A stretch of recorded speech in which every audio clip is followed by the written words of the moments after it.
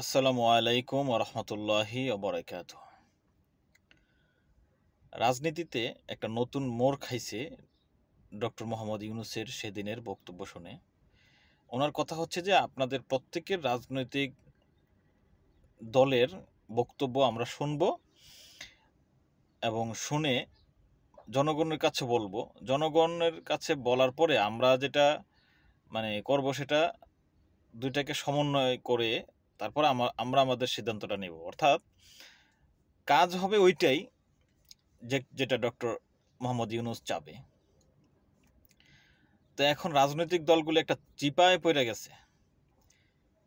তারা গোপনে গোপনে সবার সাথে মিল মোহব্বত রাইখা সাংবাদিকদের সামনে আইসা যে আমরা অমুক দলের সাথে সম্পর্ক নাই, অমুক দল এটা সেটা রাজাকার, অমুক দল চাঁদাবাজ, এই যে অবস্থাগুলি খুবই দৃষ্টিকটু লাগে।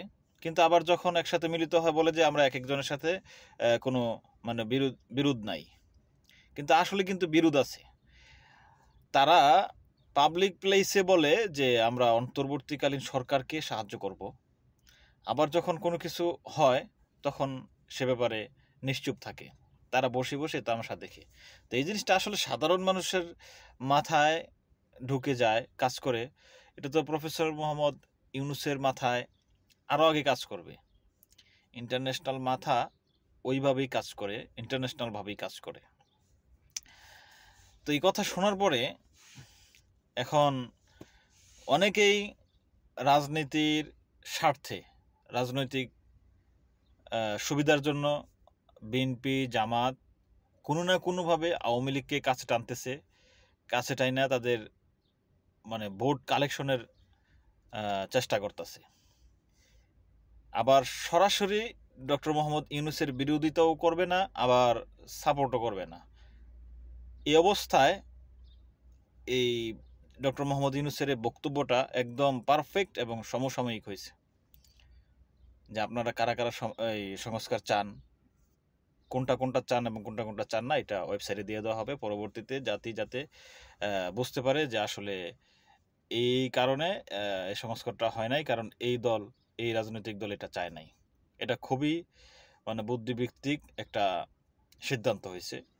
যারা চায় দেশটাকে সুন্দর সুশৃঙ্খল করার জন্য তারা অবশ্যই এই সিদ্ধান্তটাকে ওয়েলকাম করবে। দ্বিতীয় আরেকটা বিষয়, সেটা হচ্ছে যে জাতীয় নির্বাচন আর স্থানীয় নির্বাচন নিয়ে।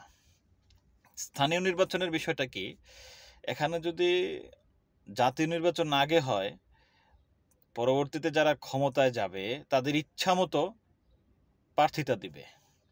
মেম্বার বলেন, চেয়ারম্যান বলেন, কমিশনার বলেন, সব কিছু তারা নিজের ইচ্ছা মতো যাকে খুশি তাকে দিয়া ওই নির্বাচনটা করাবেন।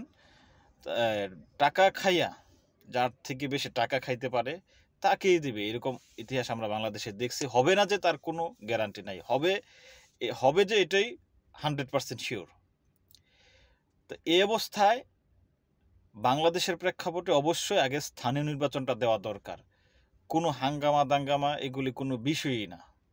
বর্তমানে যারা মনে করতেছে যে না আমরা নির্বাচন হতে দেব না, প্রতিহত করবো, নির্বাচন কেন্দ্রে স্কুলঘাট আমরা দখল করবো, তারা কল্পনা করতে পারতেছে না যে বাংলাদেশের সামনের পরিস্থিতি কি হবে। সেটা কিন্তু তারেক জিয়া এটা তার বিভিন্ন কথাবার্তায় উনি বলতেছেন যে এই নির্বাচনটা বিগত অতীতে যত নির্বাচন হয়েছে বাংলাদেশে সবচেয়ে কঠিন নির্বাচন হবে।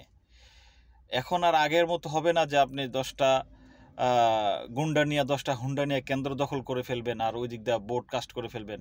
এটা কখনো হবে না। আপনার কেন্দ্রে গিয়ে 19-20 করবেন, আপনার বর্তমানে সেনাবাহিনী যে অবস্থানে আছে, আপনার লাইথায় আপনার মাজা ভাঙ্গা ফেলবো, এরকম অবস্থা বাংলাদেশ তৈরি হয়ে আছে। যারা এই ধরনের চিন্তা ভাবনা করেন যে কেন্দ্রে গিয়ে আমরা কেন্দ্র দখল করে ভোট কাটিং করবো, এই ধরনের নির্বাচন, এই ধরনের রাজনীতি বাংলাদেশ আর ফিরে আসবে না।